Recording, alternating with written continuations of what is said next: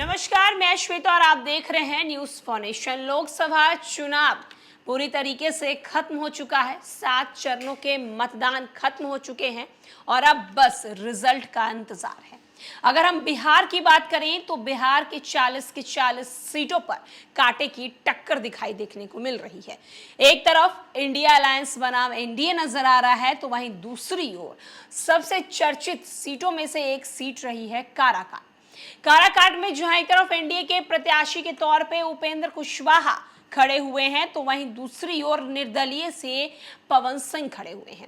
जब से पवन सिंह इस मैदान में उतरे हैं, यानी काराकाट लोकसभा सीट में चुनाव लड़े हैं, तब से लगातार उपेंद्र कुशवाहा की जो मुश्किलें हैं वो कहीं ना कहीं बढ़ती हुई नजर आ रही है।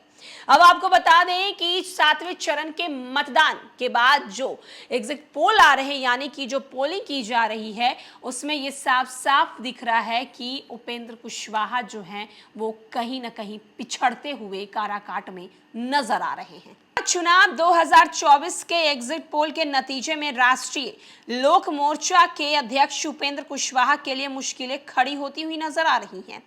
कई एजेंसियों ने अपने सर्वे में एनडीए की बड़ी जीत का दावा तो किया है, लेकिन उनमें उपेंद्र कुशवाहा की पार्टी आरएलएम की जीत का अनुमान नहीं लगाया जा रहा है। ऐसे में काराकाट लोकसभा सीट फंस सकती है, जहां से कुशवाहा एनडीए प्रत्याशी के रूप में चुनाव लड़ रहे हैं। काराकाट में कुशवाहा का महागठबंधन से सीपीआई माले के उम्मीदवार राजा राम सिंह कुशवाहा से मुकाबला है, मगर बीजेपी के बागी भोजपुरी स्टार पवन सिंह के निर्दलीय मैदान में उतरने से ये जो इलाका यानी ये जो सीट है वो त्रिकोणीय हो चुका है। लोकसभा चुनाव के एग्जिट पोल के नतीजे शनिवार शाम को जारी हुए हैं।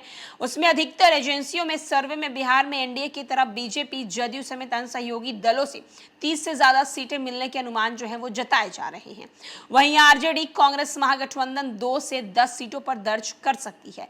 भले ही एनडीए इस बार बिहार में बढ़ता बन सकता है, लेकिन उपेंद्र कुशवाहा के लिए एग्जिट पोल चिंताजनक साबित हुए हैं।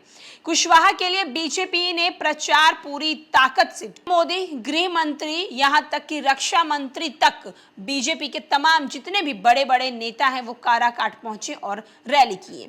वहीं दूसरी ओर आपके बता दें कि एग्जिट पोल के नतीजे के मुताबिक लोकसभा चुनाव 2024 में एनडीए 29 सीटों पर अपनी जीत जो है वो दर्ज कर सकता है। इसमें बीजेपी के 14, जदयू के 7, एलजेपी आर के 4 और हम के 1 सीट है। उपेंद्र कुशवाहा जो है वो आरएलएम में जीत का अनुमान नहीं लगाया जा रहा है। इसी तरह आपको बताते चलें कि एक तरफ जहां एक सर्वे में बताया गया है कि 31 सीटों पर जीत का दावा किया जा रहा है, इनमें बीजेपी 16, जदयू 11, चिराग पासवान की पार्टी लोजपा रामविलास 4 सीटों पर जो है वो जीत बताई जा रही है। चलें कि एक तरफ जहां एग्जिट पोल के नतीजे जो हैं वो लगातार निकलकर सामने आ रहे हैं, कल यानी शनिवार के दिन 7वें चरण का मतदान समाप्त हुआ और मतदान समाप्त होने के बाद एग्जिट पोल जो है वो आने लगे। जितने भी सर्वे हुए उन तमाम सर्वों में ये देखा जा रहा है कि इस बार बिहार में एनडीए जो है वो 29 से 30 सीट ला सकती है। ये तो अब 4 जून को देखने को मिलेगा कि एग्जिट पोल जो दिखा रहे हैं वो एग्जैक्ट सही है या फिर आंकड़े बदल सकते हैं। लेकिन हाँ, काराकाट की बात करें तो काराकाट में उपेंद्र कुशवाहा जो हैं वो फंसे हुए नजर आ रहे हैं।